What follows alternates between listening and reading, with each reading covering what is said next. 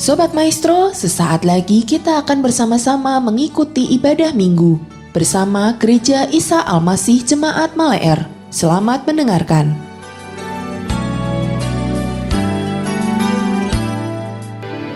Sebentar kita boleh mendengarkan kebenaran firman Tuhan. Sungguh kami boleh senantiasa tenang Tuhan di dalam tangan Tuhan, dalam perlindungan Tuhan. Kami tidak takut dalam menjalani setiap kehidupan kami, karena ada tangan Tuhan yang selalu pegang. Haleluya.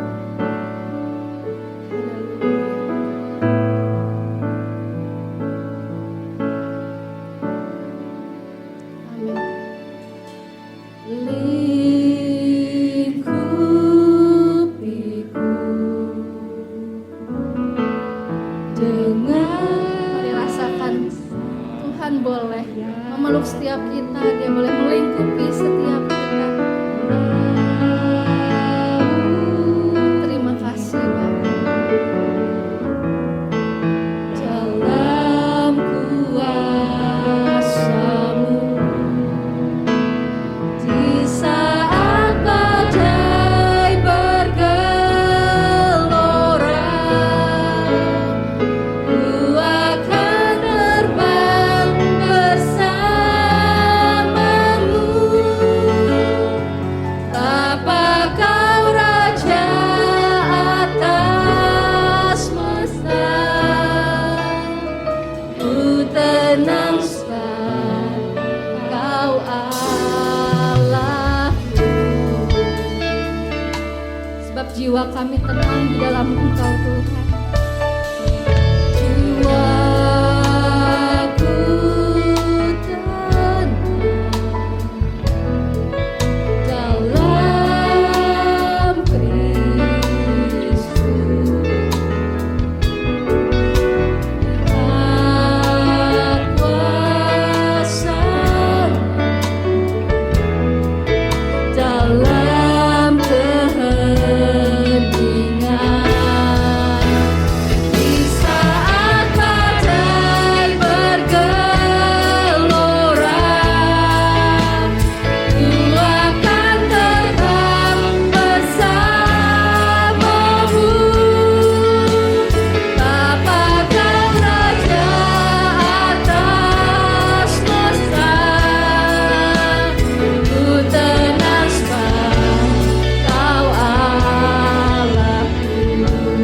Saya rindu biar musik boleh menyanyikan lagu ini dengan lembut. Biarlah Bapak Ibu Saudara kita boleh ambil waktu untuk kita boleh bercakap-cakap pribadi dengan Tuhan. Karena Dia Allah yang melihat, Allah yang mengetahui setiap isi hati kita. Dia hadir dalam setiap pribadi Bapak Ibu Saudara. Di tempat ini, dimanapun kita semua boleh berada, yang di rumah, dimanapun Tuhan Allah yang tidak terbatas. Terima kasih. Kami mau rasakan Engkau Tuhan. Kami boleh rasakan Engkau memeluk setiap kami. Engkau mengasihi setiap kami.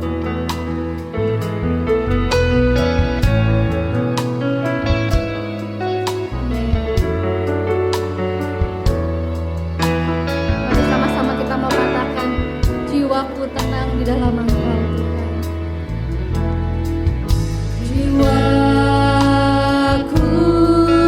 tenang dalam Kristus. Lihat kuasa-Nya dalam keheningan.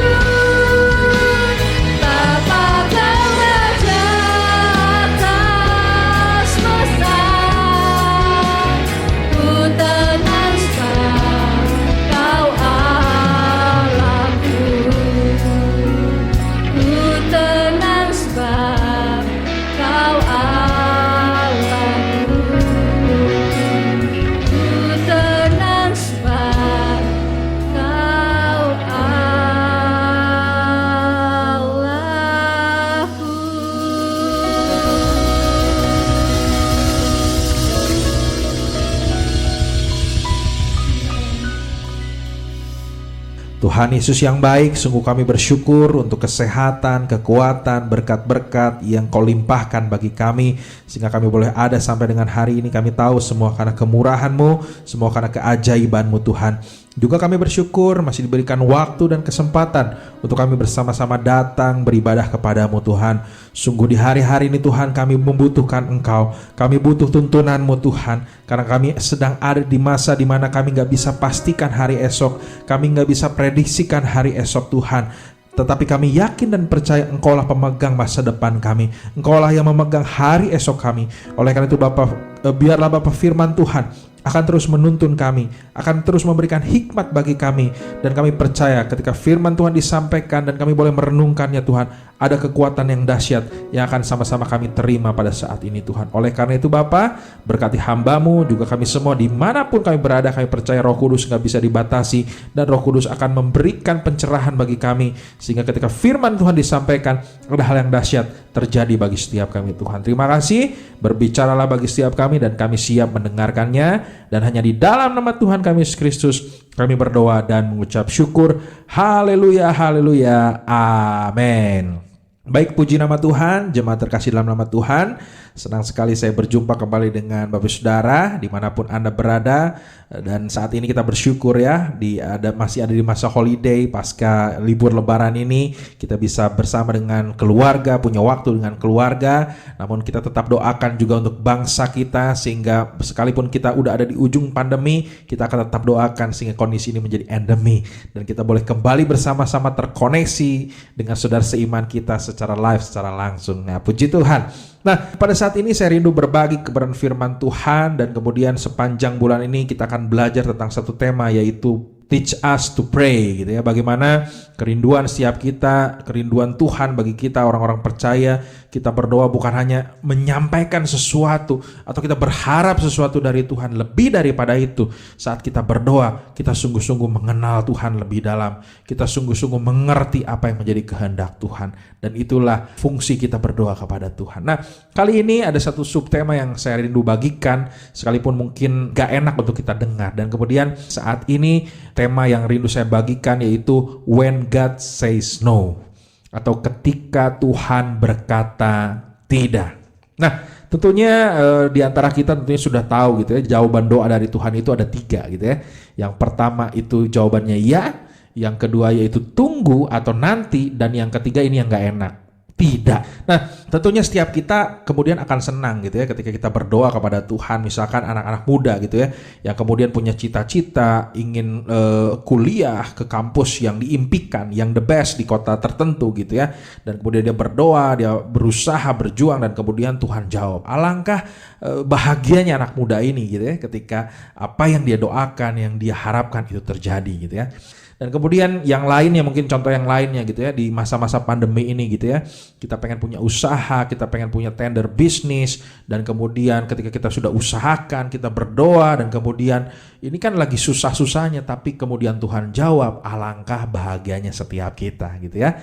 Intinya setiap kita akan bahagia ketika semua hal yang sudah dirancangkan, yang sudah diharapkan, dan kemudian Tuhan menjawabnya gitu ya. Nah, tetapi sebaliknya gitu ya, saat kita berdoa kepada Tuhan dan kemudian kita sudah bergumul berbulan-bulan, bertahun-tahun, tapi kemudian akhirnya Tuhan gak jawab itu. Alangkah biasanya setiap kita akan marah, akan kecewa, dan kemudian bertanya kepada Tuhan, Tuhan kenapa ini terjadi gitu ya, padahal saya sudah taat kepada Tuhan, saya sudah setia kepada Tuhan, saya sudah melayani Tuhan, saya sudah melakukan banyak hal untuk Tuhan. Tapi mungkin kita bertanya, kenapa Tuhan saya berdoa tapi sakit penyakit ini tidak sembuh-sembuh Tuhan. Kemudian kita juga bertanya kepada Tuhan, saya sudah berdoa kepada Tuhan, saya sudah melayani Tuhan, tapi kenapa Tuhan ini keluarga saya berantakan? Saya ribut terus dengan pasangan saya kemudian kenapa ini anak-anak saya pergaulan yang gak jelas dan lain sebagainya. Padahal saya sudah berdoa dan taat kepada Tuhan. Atau mungkin kita juga bertanya kepada Tuhan, Tuhan ini kenapa pergumulan bukannya makin kecil tapi semakin berat. Bukannya selesai tetapi terus menerus ada pergumulan yang harus saya hadapi. Dan kemudian begitu banyak lagi pertanyaan-pertanyaan kepada Tuhan. Ini sering kali pun terjadi bagi kita ya. Padahal ya kita sudah ikut Tuhan lama, kita sudah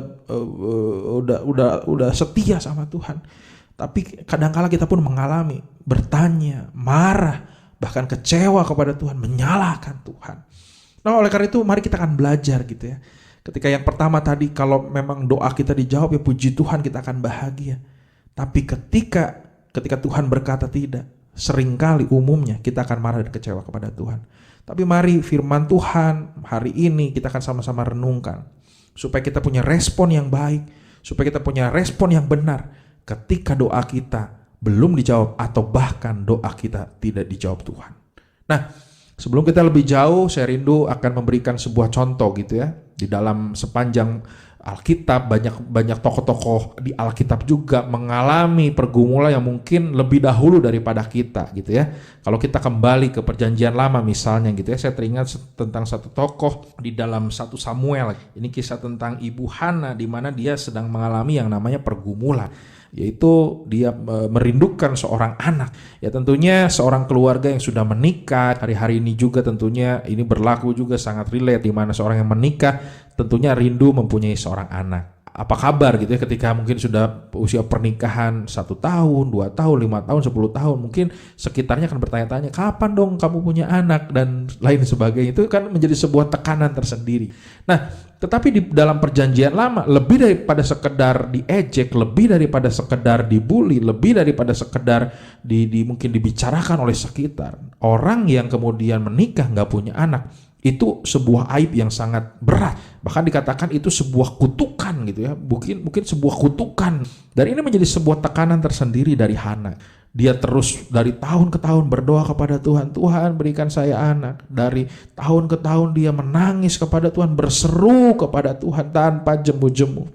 Nah, inilah sebuah respon gitu ya, di mana Ibu Hana ini tidak putus harapan, tidak kecewa, tetapi dia fokus kepada Tuhan. Bahkan ada satu statement pada akhirnya gitu ya, ketika Tuhan menjawab doanya, itu bukan untuk kepentingan dia, tapi dia mau menyerahkan anak ini kepada Tuhan. Dan betul ketika dia sudah tahun demi tahun berdoa, dia tahun demi tahun bergumul kepada Tuhan, akhirnya Tuhan pun gak pernah terlambat. Tuhan pun mengingat Ibu Hana ini, dan kemudian mujizat terjadi, dan kemudian ibu ini mengandung dan melahirkan anak. Bukan hanya dikasih anak, tetapi dikasih nabi, yaitu Samuel, kita tahu itu. Nah, inilah sebuah respon gitu ya Bapak Saudara. Dalam bentuk lain, mungkin hari-hari ini pun kita sedang menantikan sesuatu hal yang sudah kita impikan di dalam kehidupan kita, apapun itu bentuknya. Belajar merespon seperti Hana. Ada waktu di mana Tuhan menjawab, ada waktu di mana Tuhan akhirnya mengabulkan setiap doa kita. Nah, contoh yang lain di dalam Perjanjian Baru ya, saya teringat juga satu perempuan lagi di dalam Markus, Injil Markus pasal yang kelima mulai ayat 25 ya. Di sini ada kisah seorang perempuan yang di sini dikatakan 12 tahun lamanya menderita pendarahan. Ini sebuah sakit yang tidak sebentar dan bukan sakit yang biasa saja. Ini sebuah pergumulan yang nggak enak. Bukan 1-2 hari, bukan 1-2 bulan, tapi bayangkan 12 tahun.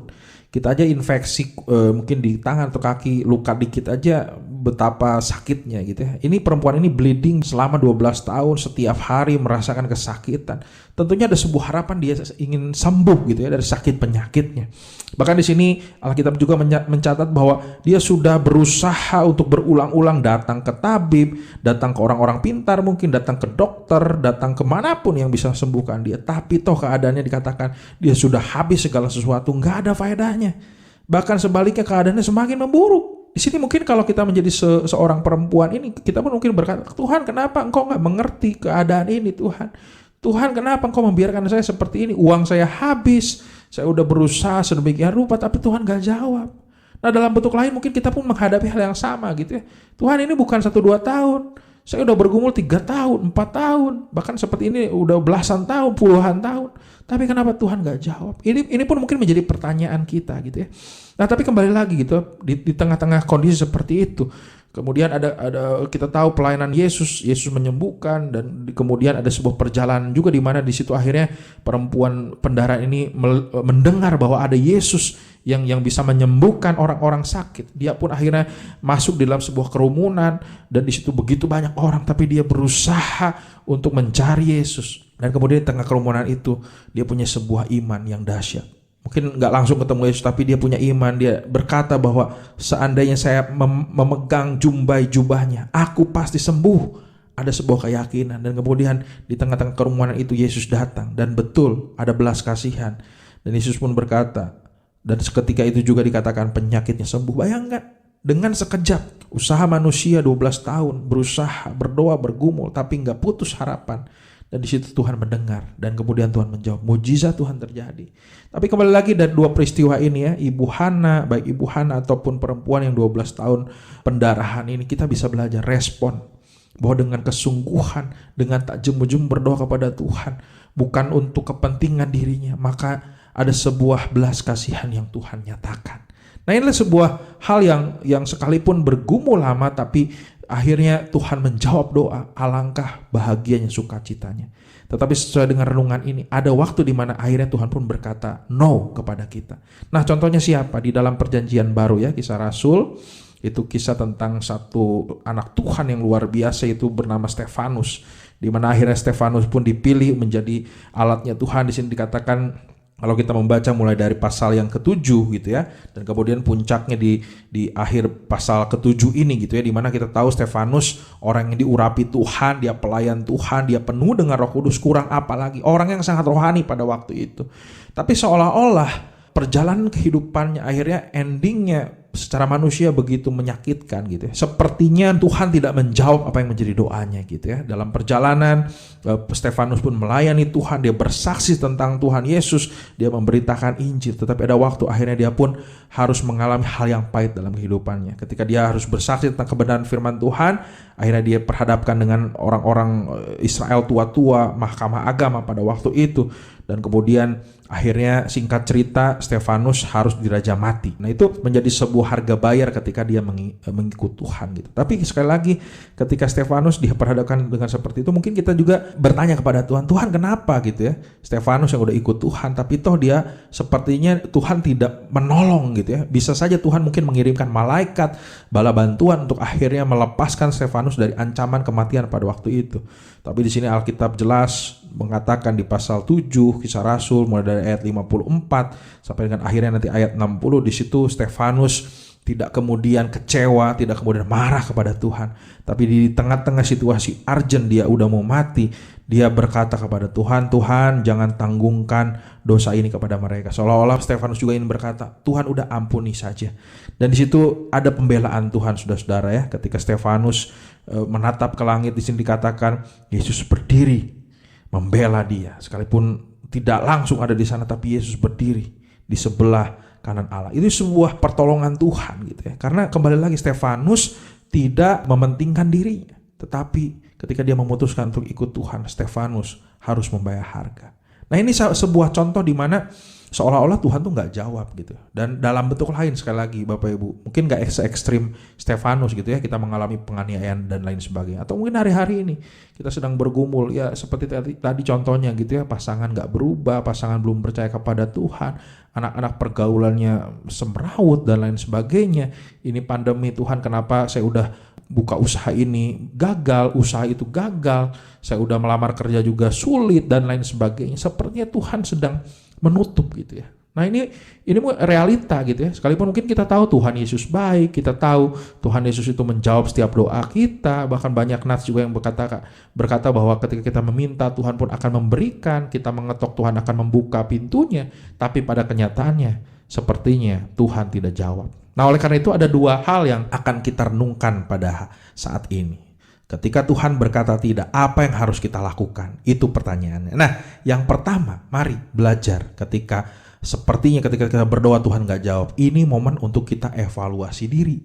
Nah, gitu ya. Adapun di dalam Yakobus ya, Yakobus 4 ayat 2 dan 3, saya akan bacakan bahwa di sini katakan kamu mengingini sesuatu tetapi kamu tidak memperolehnya, lalu kamu membunuh, kamu iri hati tetapi kamu tidak mencapai tujuanmu, lalu kamu bertengkar dan kamu berkelahi. Kamu tidak memperoleh apa-apa karena kamu tidak berdoa. Atau kamu berdoa juga tetapi kamu tidak menerima apa-apa karena kamu salah berdoa. Dikatakan tuh salah berdoa sebab yang kamu minta itu hendak kamu habiskan untuk memuaskan hawa nafsumu. Jadi jangan-jangan ketika kita berdoa, ketika kita menyampaikan sesuatu kepada Tuhan, dasar kita, motif kita nggak benar gitu ya. Kita ada sebuah iri hati, mungkin nggak senang lihat orang lain bahagia, atau semuanya itu untuk memuaskan hawa nafsu kita. Sehingga Tuhan bukannya jahat, nggak memberi, tapi semuanya untuk kepentingan kita. Nah ini mungkin yang harus menjadi evaluasi kita. Belajar dari Hana tadi bukan untuk kepentingannya. Bahkan dikatakan Hana itu bilang kalau saya dikasih anak semua untuk Tuhan. Nah dari situ kita akan belajar gitu ya bahwa jangan sampai ketika kita berdoa kepada Tuhan semuanya untuk kepentingan kita, hawa nafsu kita. Tapi biarlah kita belajar bahwa ada kepentingan yang lebih indah, lebih penting, itu adalah kepentingan Tuhan dan kepentingan orang-orang lain di sana. Jadi yang pertama, momen untuk kita evaluasi diri. Yang kedua, ketika Tuhan berkata tidak, mari kita belajar untuk mengerti kehendak Tuhan. Satu peristiwa yang mungkin sangat terkenal, sangat penting, yaitu ketika beberapa minggu lalu kita memperingati Paskah ya, kematian dan kebangkitan Yesus, di mana ada satu momen dia di Getsemani sebelum dia ditangkap. Yesus berdoa kepada Bapa, "Bapa, jika boleh ini berlalu. Tapi biarlah jangan seperti yang aku mau, tetapi seperti yang Engkau mau." Nah ini nggak gampang loh saudara ya. Secara manusia mungkin Yesus pengennya mundur, Yesus pengennya nggak jadilah di dalam misi penyelamatan manusia. Tapi kembali lagi, Yesus belajar untuk menyelaraskan kepentingan Bapa terhadap dirinya. Sehingga kita tahu sekalipun berat secara manusia, dia tetap taat dan setia. Belajar mengerti kehendak Tuhan. Sekalipun doanya mungkin nggak dikabulkan, nggak kemudian ini udahlah mundur aja gitu ya. Tapi Yesus belajar untuk taat dan setia. Nah, jadi dua hal. Yang pertama, mari kita evaluasi diri. Yang kedua, belajar mengerti kehendak Tuhan. Sehingga ketika kita tidak berfokus kepada jawaban doa, tetapi fokus kepada apa yang menjadi kehendak Tuhan, saya percaya kita gak akan mudah marah, kita gak akan mudah kecewa, karena kita mengerti maksud Tuhan. Dan saya percaya sekalipun Tuhan tidak menjawab doa kita, Tuhan sudah pasti tahu yang terbaik di dalam kehidupan kita. Jangan paksa Tuhan untuk setuju dengan apa yang kita mau, tapi selaraskan hati kita untuk kita mengerti kehendak Tuhan terjadi dalam kehidupan kita. Mari kita berdoa. Terima kasih Bapa untuk firman Tuhan hari ini mengingatkan kami untuk kami tetap gak jemu-jemu berdoa kepada Tuhan. Sekalipun hari ini kami tahu Tuhan belum menjawab doa kami, namun kami percaya dengan ketekunan Tuhan pun akan menjawab doa kami. Bahkan sekalipun Tuhan gak jawab, kami tahu Tuhan sudah punya rencana yang lain yang lebih baik daripada yang kami mau dan kami harapkan. Berkati jemaat-Mu dimanapun berada, setiap apapun yang digumulkan, didoakan hari ini, kami percaya Tuhan mendengar dan Tuhan sudah menjawab sesuai dengan iman masing-masing. Terima kasih Bapa, berkati aktivitas kami, dan kami percaya berkat Tuhan, penyertaan Tuhan akan terjadi bagi kami mulai hari ini bahkan sampai selama-lamanya. Haleluya, amin. Demikianlah Bapak Ibu Saudara ibadah kita hari ini. Kami mengundang sidang jemaat untuk dapat tetap mengikuti ibadah online Gereja Isa Al-Masih Jemaat Maleer, baik melalui Radio Maestro 92,5 FM setiap hari Minggu pukul 12:15 atau melalui channel GIA Maleer di youtube.com setiap hari Minggu pukul 9:30. Bagi sidang jemaat yang membutuhkan dukungan doa, dapat mengirimkan beban doa melalui SMS ataupun WhatsApp di nomor 0821 1965 9019. Happy Sunday and God bless you.